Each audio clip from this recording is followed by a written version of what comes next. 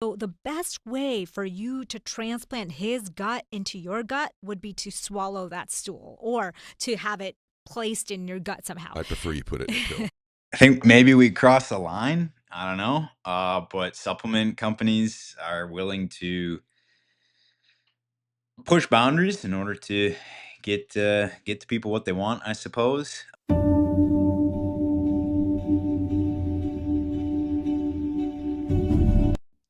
What's up, everyone? Want to make a video today, prompted off a podcast I was listening to on nutrition. It was interesting, some of the topics to say the least, and wanted to dive into the research a bit more to understand it better myself, and figured I would share some of the things I came across to include how the microbiome affects hormones and some of the topics like poop pills from athletes, and diving into a little bit of how beneficial that would or wouldn't be in the grand scheme of, is a supplement company just trying to sell you a supplement, or is it legitimate? So the podcast is Ed Milet, which I'll preface with I really respect Ed's perspective on things. He gives a lot of content away that provides a lot of valuable things for people for little to no cost.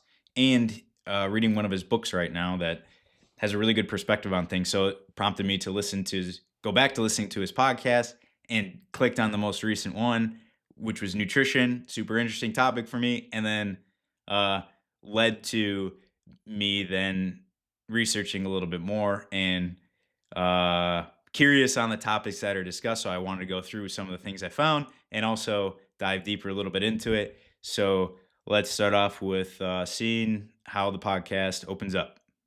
Like my hormones were imbalanced. I Mhm. kept thinking like, well, how am I going to balance my hormones? But what I didn't realize is that this is all about gut health again. Okay, here we go. Okay. Yeah. If you transplant gut bacteria from a male to a female, the female will have testosterone levels similar to the male.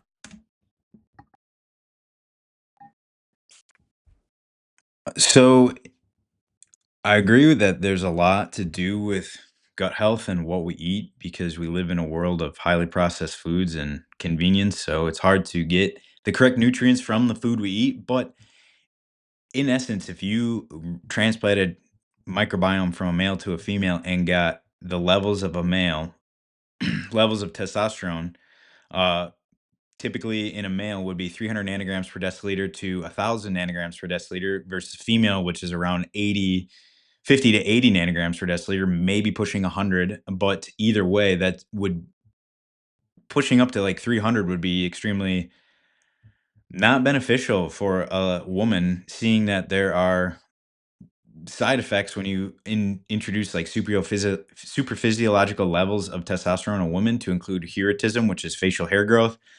You would see deepening of the voice, you'd see clitoral enlargement, like these things that probably wouldn't be very interesting to a woman. I could see where she is getting to as far as like the benefits of raising the testosterone in a female, perhaps peri or postmenopausal, seeing that they're effectively decreasing the amount of hormones made after menopause, specifically estrogen.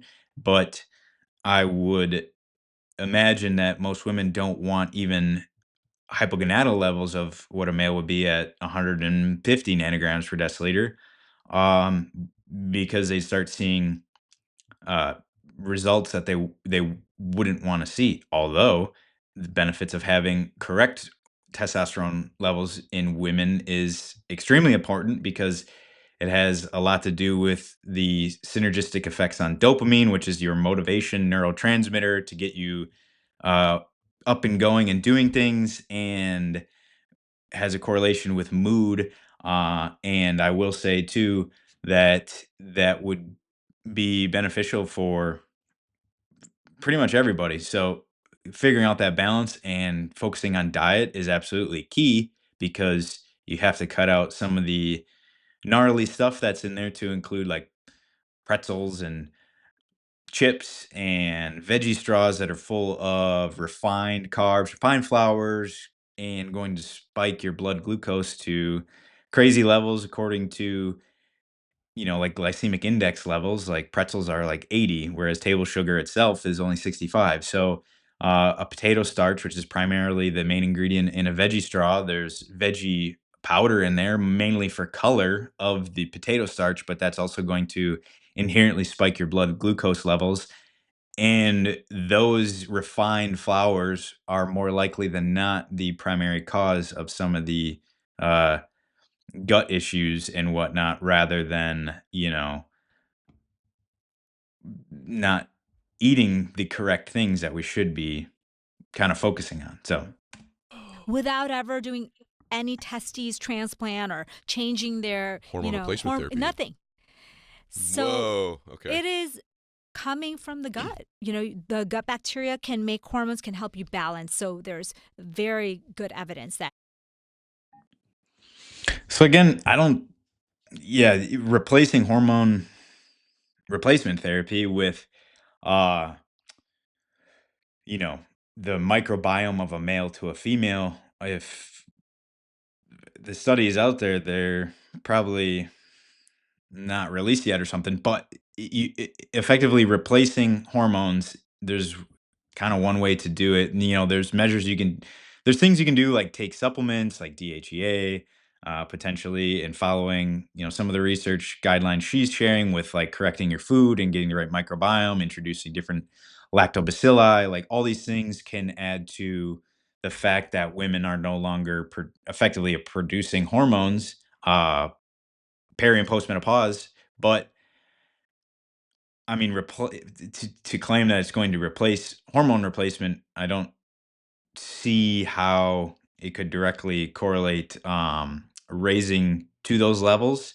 Uh, but she does mention how estrogen is directly correlated to stomach digestion and all those things, which is true because uh, it correlates to amino acid tryptophan. Tryptophan is a precursor to serotonin, and serotonin is your mood hormone. Estrogen plays a direct role in that conversion of tryptophan, the amino acid, into serotonin, which is found primarily in different meats, dairy, and high fiber. So, yeah, what she's saying with like having healthy gut microbiome, therefore leading to good mood, and how estrogen plays a role in that, absolutely, there is a piece of that. So, there's a lot of different things she's bringing up that are good, but I think the fact that a microbiome transplant isn't necessarily going to bring your levels back to replacement levels or comparable to something like that. So,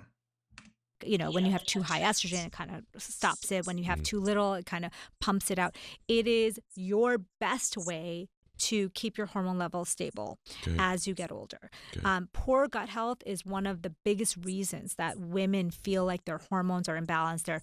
Maybe their cycles are off, their PMS is Mhm. exaggerated. I actually talk about women should all know what their cycle is. So Mhm. in today's world, in 2023, it's no secret that a woman has a 28-day cycle. yeah, I mean, that's super valuable. Mainly because you can figure out what different hormones are affecting you during your cycle. Like you're going to have skyrocketing estrogen at some point, and it's going to drop off. It's going to directly affect serotonin, your mood, and different effects on that aspect. But again, food has a huge role in a lot of things. And I think she later goes on to talk about how it can effectively help with menstrual cramping and a lot of different things with inflammation, which is very valid because the effects that different foods have on inflammation in the body. If you have chronic inflammation, then you're going to effectively have just nonstop things going wrong, leading to potentially autoimmune diseases. So, a lot of these foods she talks about are going to help with different things like prostaglandins, which are essentially your chemical messengers, little text messages your body sends out when there's inflammation. Some of these foods can help reduce those response so they're not overreacting all the time. But again, if you eat these foods in conjunction with a highly processed food diet, they're kind of going to diminish return that you would potentially see. So primarily, she's right. Like, eat the correct things. So that's an important thing to note. Still consider light. I'm So we're gonna looking click for ahead a clear little light. bit. You know, I'm gonna click ahead a little bit here to the next topic, which is the athlete poop pills. Thought this was kind of interesting. Wanted to dive into it a little bit. the fecal transplant that you always wanted from your favorite athlete, because athletes will do anything to get an edge, right? Yeah. What if someone told you, hey, you can eat like an athlete, you can start to think like an athlete, you might start to have better hormone levels like that athlete? Wait a minute. Changing the nail game and winning at it. Gel polish used to mean damage, acetone, scraping. Are you serious? The last time you were here, you educated me and the world about fecal transplants. And I thought, well, that's like 1 in a bazillion. There's no way. Like, that's last ditch emergency effort. I've exhausted all options. But you're saying there's sort of a mini one. Or you're being serious right now? I'm serious. Okay, first, this for definition purposes. A fecal transplant is what? You covered it on the last show, but let's just do 30 seconds on that. So- And you're saying more and more that you could actually get a pill, that you're getting LeBron James Yeah. bacteria in your Yeah. body. Because in LeBron James' stool is 30 to 50% is bacteria in his stool. So the best way for you to transplant his gut into your gut would be to swallow that stool or to have it placed in your gut somehow. I prefer you put it in a pill. I think maybe we crossed the line. I don't know. But supplement companies are willing to push boundaries in order to get to people what they want, I suppose. So yeah, fecal matter transplant (FMT) is actually used in clinical medicine to help with people with C. difficile, which leads to can lead to pretty severe diarrhea, chronic diarrhea, which then would malnourish a person, and then they would effectively not be able to heal themselves or get the nutrients they need to not get sick anymore. And it has a direct correlation to colon inflammation. So they do these things in order to transplant healthy microbiome fecal matter from a pill into a person to then get the kickstart going to then they have healthy bacteria throughout their stomach and intestines in order to reheal that body from malnourishment and that C. difficile. So it's a valid thing. I don't think that eating your favorite sports star's poo is going to get you up off and up to the next NBA championship, but maybe it'll get you motivated enough to do that. An interesting topic about athletes, though. Majority of these athletes,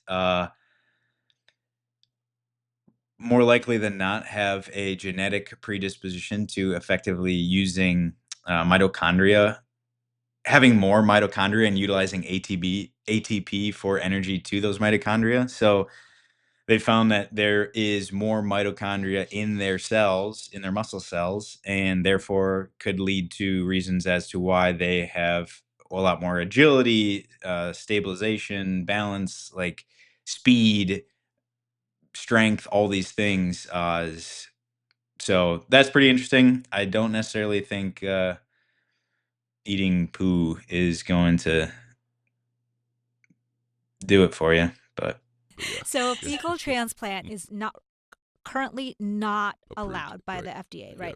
Because they said it's really life-saving for some people who, just they have this Clostridium difficile. It's a very, very toxic bacteria. So they need a transplant from a healthy donor. So basically what they do is they take stool from a healthy donor, could be your family member, because it's like a blood product. You can, you really can pass anything through it. And they take it and they mix it up and then they put it back into like with the like if you've ever got. You guys out there and ladies that are getting really fit, hey, maybe there's going to be another way to monetize your fitness at some point. There You're going to you be pooping go. in cups left and right and Well, selling it. let me tell you this though, if you want to do it the old-fashioned way, remember that thing is like you're the sum of the 3 people you spend the Biotic. Okay. This is probably the billion, maybe like, the diet industry is what, $4 billion? This is probably So I pulled up some of the research I found on the microbiome, nutrients, and how nutrition plays a role in some of these hormones. And a study they did with actually quite a few women that were uh, of note. They were like perimenopause or very new into menopause. So some of these things you have to consider is like these are good numbers, but if you're taking someone who's 60, maybe 65, they're quite far along post menopause, effectively not making hormones. So introduction to the research is menopause triggers declining estradiol, which is estrogen, E2. There's 3 types. That's kind of the uh, most potent one, causing vasomotor symptoms, i.e., hot flashes, bone loss, also known as osteoporosis, and urogenital changes, so dryness, pain, and whatnot in the genitals. So, despite hormone therapies, effectiveness, safety concerns drive 40% to 50% of Western women toward natural alternatives. And a lot of this came from the past few decades, kind of the stigma around hormone replacement, which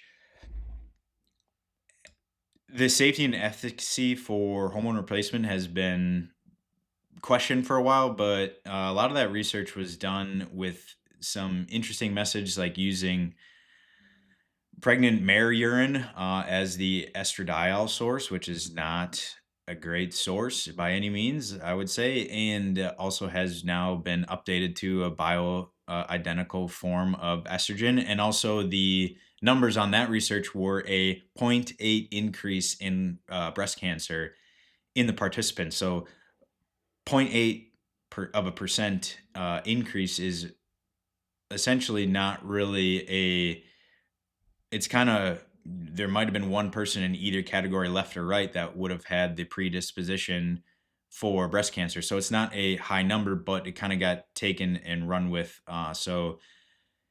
Put cause in a lot of women's mind for hormone replacement. I would say before you dive into it, look at talking to a provider that's knowledgeable in the landscape of hormones and get their best input on it. Either way, back to the research. The aim of the research was to evaluate evidence supporting non pharmacological interventions that modulate endogenous inside the body estrogen activity in postmenopausal women.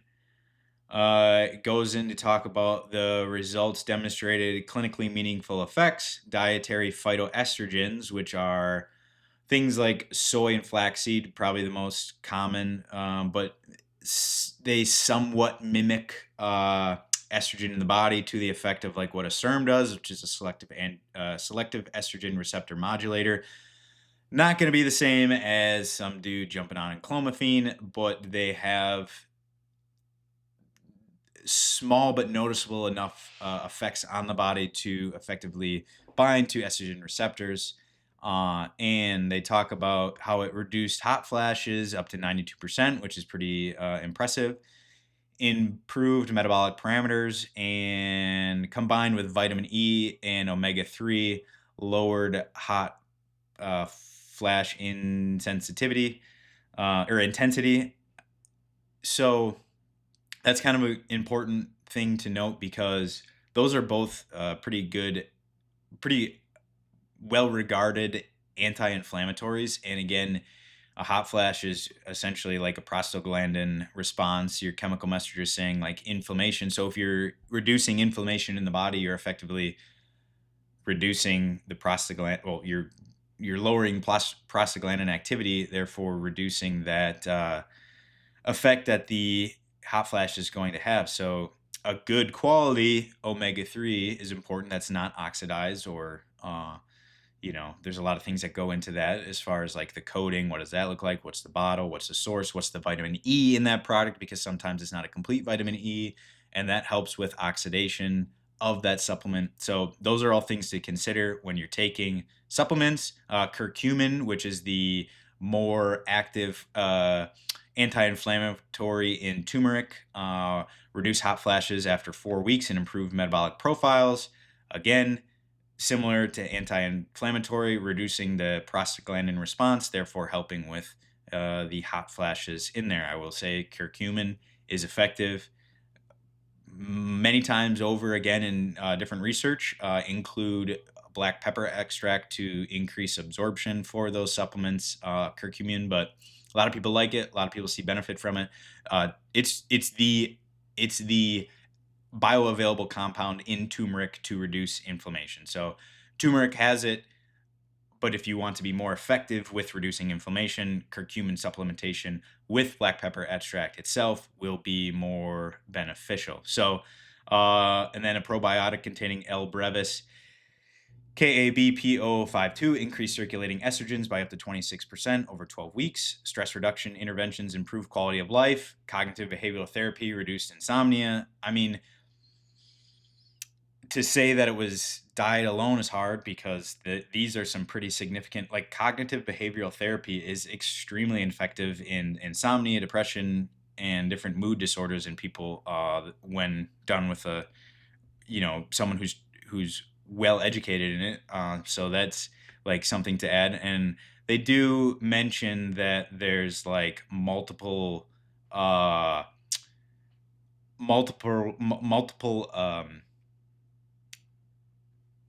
modalities in this research. So it's something to read through and consider, not just say, oh, it's because of the lactobacilli. Oh, it's because of this or that, the phytoestrogens. Like they actually do quite a bit in this study for these women, which is great, and significantly improving their symptoms. So it's a combination of things. So the conclusion of it was a multi-domain approach, multi-domain meaning they did a lot of different modalities, incorporating phytoestrogen-rich foods, targeted micronutrients, gut microbiome optimization, and regular exercise. That is a huge one in postmenopausal women because if you look at the research that shows the benefits of exercise in postmenopausal women and its importance, specifically, I'm going to scroll down here to the portion that talks about some of the stuff they were doing, but the important thing to consider with this is that exercise is a completely underrated thing in a lot of people. It's extremely effective in increasing serotonin levels in the body, which is your mood hormone. It's effective against osteoporosis, and that's extremely important in postmenopausal women because estrogen has a direct role in osteoporosis. So when you lose 90% of your estradiol production postmenopause, it affects the osteoclast and osteoblast. So osteoclasts are these little Pac-Man munchers that are constantly like recycling bone cells, getting kind of the out with the old, in with the new, and then osteoblasts are coming back in and like building this bone matrix back up. So what happens is when you don't have estrogen, or effectively not high levels of estrogen, the osteoclasts, the consumers, those little Pac-Men, are going through reducing the amount of bone cells, and then the osteoblasts can't build back up and keep up to those osteoclasts. So you're getting a higher level of bone recycling and reduction and consumption comparative to a building back of bone. And that's why estrogen is extremely important in women, especially postmenopausal. So to do all these things to increase it, specifically exercise, resistance training would be the number one way, would be very important. And how resistance training works is essentially you're taking what's called mechanotransduction, how your cells sense sensitivity, and you're putting stress on the muscles, therefore putting stress on the ligaments and the bone and tendons. So when your cells sense stress in the muscle, pulling on the bone goes, oh, we need to start building up again. So it kickstarts those osteoblasts, those builders, to outpace or keep up with the osteoclast because it's putting stress on the bone, stress on the ligaments, which is our connecting ropes from bone to bone, and then our tendons, which is our connecting links from bone to muscle. So pulls on this, pulls on that, and then therefore causes a reaction to increase bone density, in short. So it's very important for most people, almost everybody, to resistance train, but specifically if women want to reduce their risk for osteoporosis and sarcopenia, which is muscle wasting, resistance training would be absolutely key. And I mean, women show a 4 times more likelihood of breaking a hip than men do, especially at ages like 60 years old. Men catch up later on because men start their andropause, which is effectively their menopause, but they also get a high reduction in hormone production. So going back to the study, if you scroll down to the exercise part, it says meta-analysis of 18 randomized controlled trials, approximately 2,000 participants, found that physical activity significantly reduces total and free estradiol with stronger effects in non-obese women and with high-intensity exercise. Subgroup analysis indicated that effect of independent menopausal status and more noticeable in non-obese women with those who perform high-intensity exercise. Another meta-analysis of 40 studies found that all exercise modalities significantly improved bone mineral density at the lumbar spine, total hip, femoral neck, trochanter, and the total body. Combined aerobic and resistance training was particularly effective. Combined aerobic and resistance training was particularly effective, highlighting regular exercise as a non-pharmacological strategy for mitigating bone density, supporting skeletal health in postmenopausal women. What is the first thing that women get put on? I shouldn't say the first thing, but what is one thing that women get put on postmenopause? Osteoporosis medication. The whole point of that is to effectively do what exercise and resistance training is doing by building up the osteoblasts and reducing the amount of osteoclasts in the bones. So if you want to get on a pill, you can, but you could do it by resistance training, and it's not that much. You don't have to be at the gym for 3 hours, 5 times a week. The research shows 2 to 3 times a week for 30 to 40 minutes doing effective training is beneficial. Lifting weight, doing machines, any kind of bands, it's all a hedge in your investment for your health and the future. So it's extremely, again, I keep saying this, but extremely important for women to resistance train. I think another thing that is funny to talk about would be I did some research in finding the poop pills that she talks about. There's nothing that is like you can order LeBron James's turds, which is probably a good thing because then stuff would just, that's just weird. And I think maybe we don't start that as a business, but businesses start not necessarily with the best intentions for the customer. Maybe it's just more of a marketing thing. But either way, this product, you can give it a goog, but it essentially does take some different microbiota from performance athletes and puts it's not like a live poop, but it's a strand of their microbiome and bacteria that they have, and promotes beneficial gut flora, aiding in digestion for better nutrient absorption and metabolism. It's kind of a hefty price at $65 for 1 month. So yeah, I mean, in essence, like, I don't think we're going to see a lot of benefit from getting the bacteria from an endurance athlete.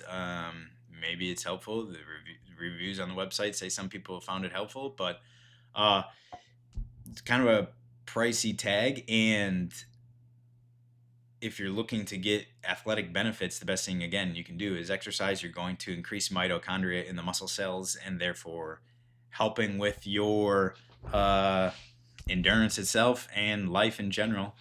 There's a lot of benefits that come from exercise. So something to look into, and appreciate the hanging out till the end. So if you want to dive into some more topics on health, you can check out a blog at solutionstowellness.org. And yeah, like, subscribe, find it interesting, share it.